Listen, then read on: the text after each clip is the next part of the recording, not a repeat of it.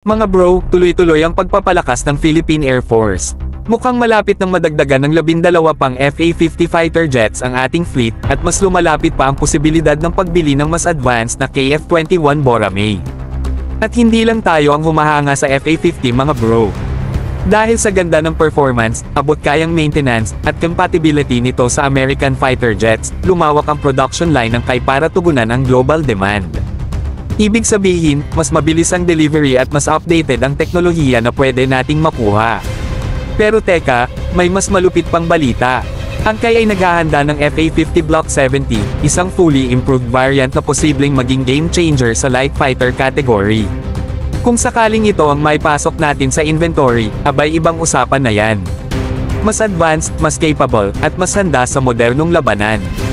Kung titingnan natin, ang FA-50 ay isang subok na war machine na swak sa pangangailangan ng PAF. Mura sa maintenance, madaling i-operate, at compatible sa Western systems, perfect para sa gradual transition natin patungo sa mas high-end na fighters tulad ng KF-21 at iba pang 4.5 generation jets.